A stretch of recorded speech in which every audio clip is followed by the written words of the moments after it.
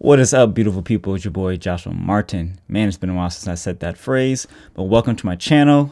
Today we're doing another production breakdown for my most recent project with SO. That's why I say SO the Kid. That's his Instagram handle. But SO, he's a music artist out of San Antonio, originally from Nigeria, but we did his latest music video, Kind of Love. Man, we got the kind of love that says for worse or better. And we got the kind of love that lasts the stormy weather. See my baby, they see us lately. Their hate don't faze me, 'cause you drive me. Now in this video, I'll be covering some of the questions you guys asked. So the concept, how did we schedule, how did we do location scout, what was the budget, all those little things. But the number one thing I got a lot of questions about was how did I grade this? And so I'm actually going to be doing a separate video. I've reached out to Behance, which was one of the programs I used to color grade this music video, and to see if we can get like a discount code going for you all, because I think it's a really fantastic program. So that'll be another video. But yeah, this one, let's just talk about how this all happened and then some of the things I learned from this project. So real quick backstory of how all this happened. I was just on Instagram and I heard a song, a beat that I really like. It was from his SO's recent album, St. Augustine, I think that's what it's called. And I really loved the beat. And so I commented like, hey, who is this? And so the person tagged him in it and I found his album, listened to it, freaking loved it, right? And so I started playing his music in the house and I saw my daughter dancing. I just filmed. I keep doing this as if I have a phone in my hand. My daughter was dancing to one of the songs and I filmed her, put it on Instagram and tagged him in it. So yeah, after we started talking, I expressed to him that it would be really cool if we could do a project together. I mean, totally pro bono. I just want to just make something really awesome with you. And I appreciate the music that you're making. So yeah, that'll be like my thank you for the music that you're making, basically. And to be honest, I don't do a lot of music videos. I do probably 1 to 2 in the last 3-ish years. I don't know if I'm trying to scale that, but I really like doing it because it's a different way of filmmaking for me.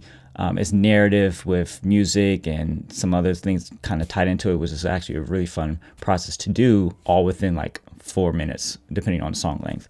But anyway, and he was like, yeah, let's do something in June. I got this single and I want to do a video to it. And I'm like, bet, let's make it happen. And so literally from, I believe it was started in February. We were talking from February all the way through June, planning everything we need to do, and getting locations down and wardrobe and everything. So big shout out to my wife because she did allow me, we talked about it, she allowed me to go travel a bit more because I was traveling with Moment too. So I was just really trying to find a happy medium, a happy balance between doing too much on my side and make sure I do the things I need to do at home as well for Moment. So big shout out to my wife for being my support. I did this project sort of pro bono, like I didn't get paid outside of just the reimbursement that we agreed to for me to get down there or whatever extra gear I need to rent. And again, I wanted to do that because I thought the value of working with SO will be way more than getting money for it. Money is nice and all, but I was in a position to be able to just travel and work with really great artists that I appreciate and make really great work. And so I think that was way more rewarding in this case for this project. So we agreed to, he will reimburse me anything that we need to do. So renting a car, flying down there, getting some extra gear for lights and stuff. And the overall budget from what he had to spend too was about $3,000 for this whole project. And this was a 2.5-day shooting. And so I'll tell you how we scheduled that out. So the concept of this film, this music video, was basically love through the ages, love that stands the test of time, I guess you can say. And it's kind of like a tribute to his wife, but also just all of those people who are in love and really try to fight for the love to kind of hang on to and get through the rough times. So it's pretty much a homage to that. So the concept was kind of lingering around love through the ages. And so how can we kind of capture iconic moments through films and just time periods and kind of incorporate that into the music video. So the music video has like 4 main looks. It has a street look, it has sort of a 70s vibe and a record store look, a very high fashion look, which is kind of split in 2. And so that's what we're kind of hit on. And the basketball was kind of like a homage to Love and Basketball. Obviously, there's an iconic shot of them holding up the basketball from that film, and that's what we kind of incorporate there. It was kind of like a little bit of the Bonnie and Clyde thing when we were doing it in the car scene. Now, I'll talk about the car scene later because that was a little troubleshooting we had to manage, but that was kind of the idea. So mixing high fashion, but just like different looks and different periods of time that, you know, they kind of interact with each other. And the woman that was in the film was actually So's wife, Sophia. And I said so, my bad, bro. As So's wife, Sophia. And so she was really great to work with. They're hilarious. Their chemistry is really great, and it was really nice to have like this smaller production and just kind of going around and filming. All right, I feel like that was a little bit too long. Anyway. So when it came to location scouting, since I'm already here in Indiana and So was down in San Antonio, he did all the location scouting. So basically, once we had the concept and I gave him a rough outline and kind of like a storyboard of what we're kind of looking for. So we kept going back and forth of what kind of car to get. We kept going back and forth of what sort of basketball court or tennis court we need to look for. So everything he went out, he would give me a list and we would kind of debrief, and then I would go ahead and pick what will make the most sense for that, as well as time of day, what kind of light we're looking for. So we had 2 exterior shots, which was the car scene and the basketball scene, and then everything else was inside. And so as when I flew down that day, we filmed the basketball scene because we wanted it near golden hour, and plus it was super hot during the summer, so we didn't want to be midday filming that, and I think that worked well. Definitely the basketball court he picked, I asked him to make sure the sun was kind of like behind the main court so we don't have to be blasting it because I want to shoot backlit. That we were able to do that, and I looked pretty good in my opinion. It has some really unique flares, and we'll get to the gear part soon, but the production is really where the magic happens, honestly. So food for thought. Why do I feel so awkward on camera right now? I do this for a living. But yeah, so that worked out well. And so basically we just scheduled everything for the outside shots as much as possible because we had really no control of the light. So once I landed, we filmed the basketball scene as soon as I got there. So I had to drive from Austin all the way to San Antonio, and then that gave us enough time to shoot that block of window that we wanted to, and thank God it was still sunny. So we wanted I think we started around 5 and we ended around 6:30 or so because it was hot outside. And even though this was my first time meeting SO in person, the fact that we were talking months prior made the meetup a lot easier. We already understood like kind of our lingo. We both understood what the vision was, and it was just mainly kind of working together as director and co-director because I had some ideas, he had some ideas, and it was great working with a professional on camera who understand how his mannerisms are, how to keep the energy up. So it was really great seeing that. So yeah, that made the job a lot easier. Obviously, I am a Zcam shooter, and Zcam, for me, the Zcam E2 F6 is my main cinema camera for projects like this. I do have a Blackmagic Pocket Cinema Camera 6K Pro, and that is a lot. That's used mainly for content creation, projects I do with Moment and stuff. Now, obviously, I can use both cameras because they both have great dynamic range, codecs, and all that stuff. But something about the Zcam, every time I film with the Zcam, I get this overwhelming joy and excitement because this camera gives me a lot of different possibilities to create. And so I shot in multiple resolutions with this camera. So with the micro primes, I used the micro primes from SLR Magic.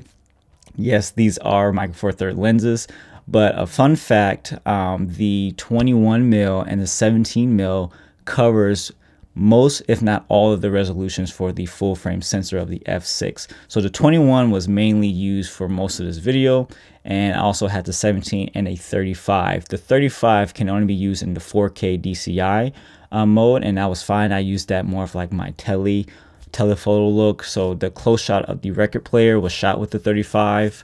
And some other detailed shots were shot with the 35 as well. And so I always did have to change multiple resolutions. So I shot mainly in open gate, but when I wanted to do slow motion or use the other two lenses, I did crop into either 5K or 4K, which worked out well. The finishing edit was in 4K. That was the final renderings, 4K DCI. I could just do a cutaway, but basically this is the Micro Four Thirds mount for the Zcam system, and this works on the M4, the S6 and the F6, which I have, the full frame one. What you will run into when you're using these Micro Four Third lenses on this sensor in a larger resolution is that you're going to see the pattern of the mount as the vignette. So you'll see the outline of the mount. And you didn't see that as much on the 21 because it had a larger image circle, but it did create unique flare. So there's this one shot where I'm pointing the camera down, the sun's in front of me, and I'm backlighting though. But you'll see this little bit of flare, this colored flare coming in. I love that look. I think that really appeals to what I was trying to go for. But that was actually created because of this. There's something blocking here right above that lens, and so I just embraced it. And when it comes to this stuff, I feel like a lot of people think I'm very like, oh, my contrast ratios, oh, this has to be this. Look, I'm very technical on how I build my rigs because ergonomics means a lot to me. But when it comes to filming, I'm quite loose in a sense where if a happy accident happens, I'm running with it. I don't even notice it sometimes. Whatever looks good to my eye right there, I'm doing it. I'm taking it, and I'll make small adjustments. But I'm never a stickler to be like, okay, that there doesn't look right or that's not set up right. But if it fits, if it works, I'm using it. Now, could have easily used the Micro Prime APO lenses. This is the direct EF mount version for it. But here's the Micro Prime Micro Four Third version, and look how different this is. Now, this is a small lens anyway, but this is even smaller, and I liked having the much smaller setup. Now, at the time, I had the 25 and the 50. I wanted the 21, 17, and the 35. I wanted something wider than 25, so that's why I had the 17, and that's why I really chose these lenses. Now, these do have chromatic aberration. These are better with chromatic aberration. They hide it a lot. They hide the chromatic aberration better than these do.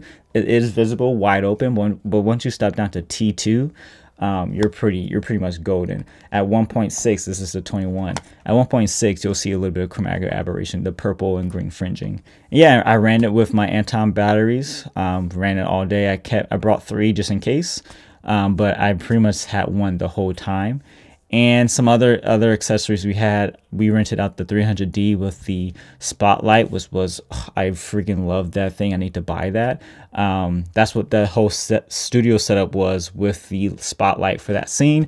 I think it was a 36 degree, and I just tried to make it a very clean line all around. That inspiration came from, I think, Wilhelm, the photographer on YouTube. He did a shot with Duckworth, and I think that's his name.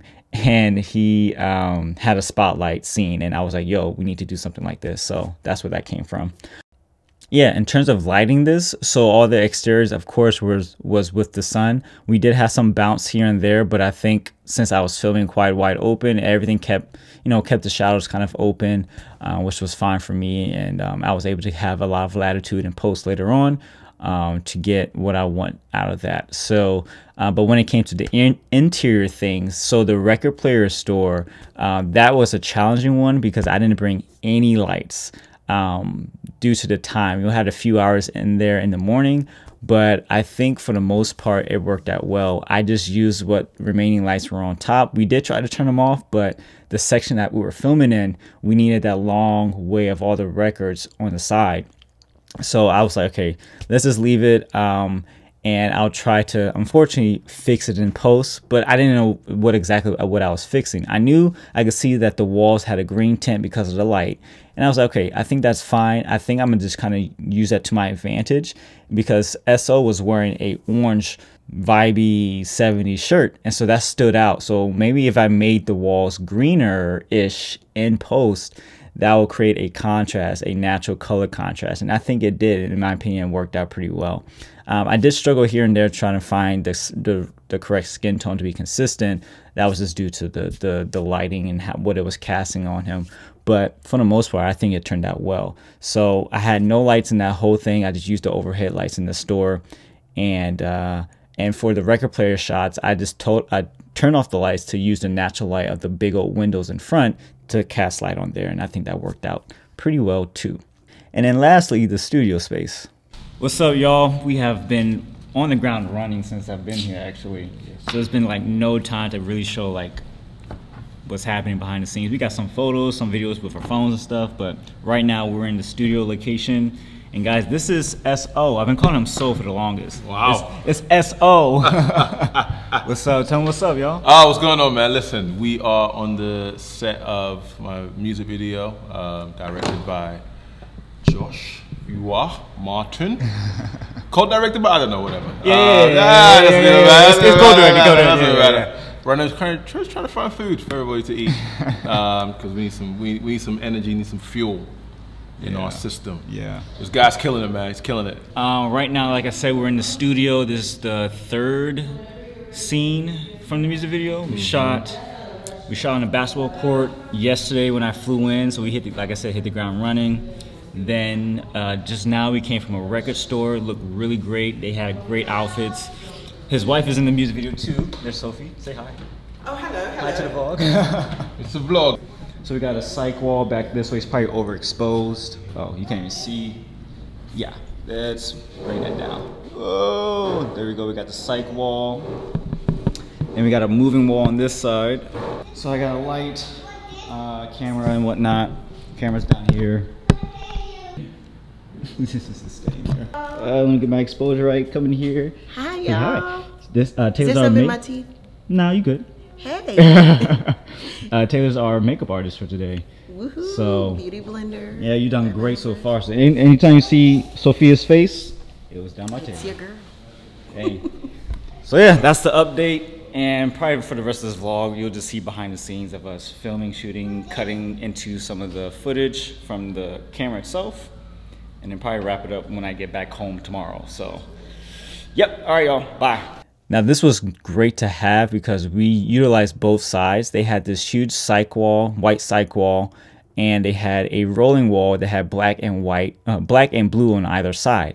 And so for this shot, the blue shot, it was just a rolling wall, and I put up a 4x4 scrim and shot one light into it because I did want some vignetting on the side. I didn't want to have a blue all the way across. I wanted that vignette to help draw your eye to S.O. as well as his wife when she was posing against that blue wall. And props to all the dress, because the outfits, because I believe S.O.'s sister-in-law helped them pick out all the outfits or design the outfits too. So shout out to her. You did a phenomenal job. They looked really great on both Sophie and S.O.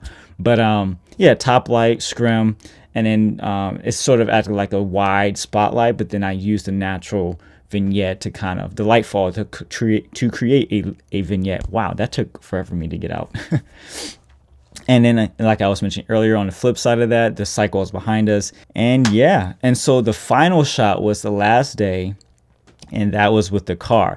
Originally, we had planned to mount the Ronin RS2 with a kill shock. And unfortunately, I got the mini kill shock, and I didn't realize the weight capacity of the Z-Cam on the Ronin with the mini kill shock wouldn't work.